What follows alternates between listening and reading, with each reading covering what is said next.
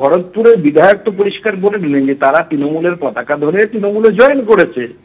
এখানে বিজেপি কোথা থেকে আসছে? রেজিনগরে আপনি জানেন হিন্দু পার্সেন্টেজ কত, সেখানে বিজেপি কতটা আছে বা বিজেপির অস্তিত্ব কত আছে, এটা কাউকে যদি আমরা বোঝানোর চেষ্টা করি সেটা কি কেউ বুঝবে? দ্বিতীয় কথা হচ্ছে, যে কোনো দুষ্কৃতী সবসময় তার সাথেই থাকতে চাই যারা তাকে প্রশাসনিক মদত দিতে পারে।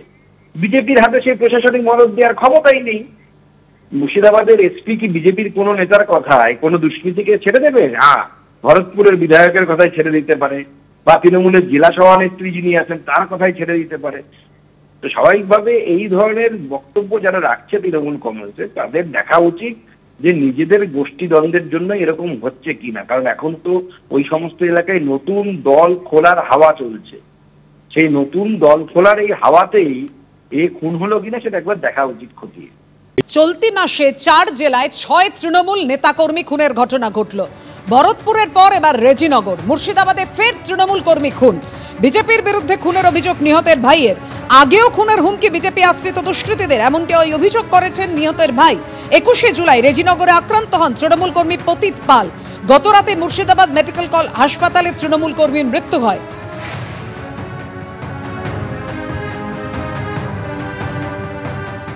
হুমকি দেয় মারার আমাদের। তারপর আমরা কেউ বাড়িতে ছিলাম না, দাদা ধরো ওই টোটো নিয়ে 7টার দিকে আসতেছিল আমাদের বাড়ি ওখানে ফাঁকাতে, ওই 21শে জুলাই ফাঁকাতে পেয়ে মানে 5 জনা মানে রিভলভার ঠেকায়, বুকে ঠেকাইয়ে মুখ গামছা বেঁধে নিয়ে মাঠে নিয়ে যায়, হাতুড়ি দিয়ে শাবল দিয়ে আমার দাদাকে হাত পা ভেঙে দেয়।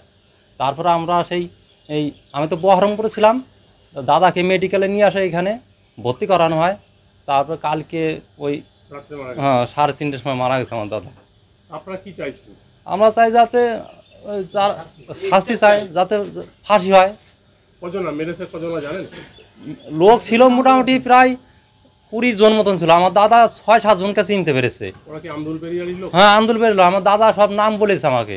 ওরা পার্টি করে কি? হ্যাঁ, ওরা বিজেপি পার্টি করে। অঞ্চলে কয়েকটা ভূত পেয়েছে বিজেপির, আমাদের ভূতটাও বিজেপিতে জিতে যাওয়ার জন্য, তাদের জন্য সাধারণ কয়েকটা লোক যে আমরা তৃণমূল আছে, আমাদের উপর বহুত ধরনের হুমকি এবং অত্যাচার করার বহুতভাবে চেষ্টা করে। আমরা মারধর খেয়েও চুপচাপ থাকি, কিন্তু এই তারিখে আমার ওই পতিত ভাই থেকে এমনভাবে নৃশংসভাবে মারিছে যে তাতে তার প্রাণে মারা গেছে। মেডিকেলে চিকিৎসা চলছিল, মেডিকেলে চিকিৎসা চলাকালীনই মারা গেছে। মরছে তারা গরিব মানুষ, তারা তৃণমূল হতে পারে, কেন তাদের মরতে হবে? তারা তৃণমূল, কিন্তু তৃণমূলের সমর্থক কর্মী বলে, নেতা বলে স্থানীয় স্তরে তার নিরাপত্তা থাকবে না? সব নিরাপত্তা পিসিআর ভাইপো।